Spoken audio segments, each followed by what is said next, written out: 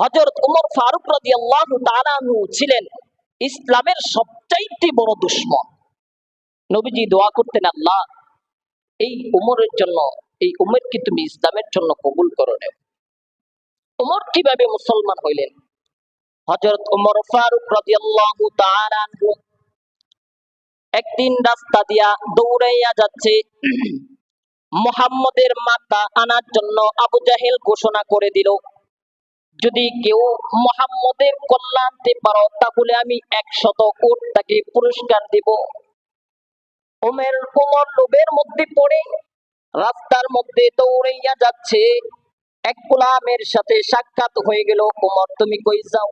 ওই লোক ওমরকে প্রশ্ন করলো, কই যাও ওমর তরবারি নিয়া? ওমর ডাক দিয়া কয়, আমি মুহাম্মদের মাথা আনতে যাই, কল্যাণ আনতে যাই। ওই লোক ডাক দিয়া কয়, ওমর তুমি যে মুহাম্মদের মাথা আনতে যাও, মুহাম্মদ তোমার রক্তের কেউ নেই। ওমর ডাক দিয়া কয়, না না, মুহাম্মদ আমার রক্তের কেউ না।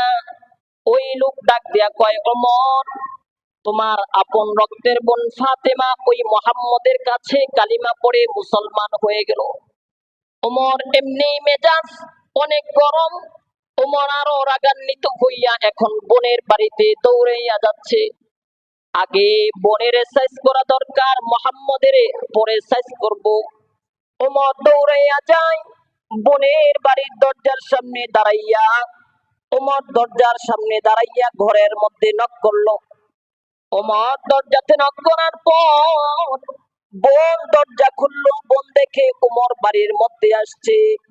বোন এমনি ভয় পাচ্ছে, কারণ ওমর কথার আগে তরবারি চালায়, মারধর শুরু করে দেয়। ওমর ঘরের মধ্যে ঢুকে বোনকে প্রশ্ন করে, তুই নাকি মুসলমান হয়ে গেছ, মুহাম্মদের কাছে কালিমা পড়েছ? বোন কোনো কথা গোপন করে না, সব ওপেন করে বলতেছে, ভাইজান আমি ছিলাম একজন জাহান্নামের আসামি, আমি আল্লাহর বড় দুশমন ছিলাম, আমি এই মুহাম্মদের কাছে কালিমা পড়ে মুসলমান হয়ে গেছি। সুবহানাল্লাহ। ওমর এই কথা শুনে আরো রাগান্বিত হয়ে গেল। বোনের উপরে এই তরবারির উল্টা পিঠ দিয়ে বোনের উপরে আঘাত শুরু করে দিল রাগের অবস্থায়। এত মায়ের মারলো, বোন জমিনের মধ্যে পড়ে গেল। বোন মায়ের নামক ডাক দিয়া বলতেছে, ভাইজান আজকে যদি আমার মা থাকতেন, আমার বাবা থাকতেন, আমার মা বাবা আমাকে কত আদর করতেন, আজকে মা নাই বাবা নাই বিদায় আজকে তুমি আমার উপরে অত্যাচার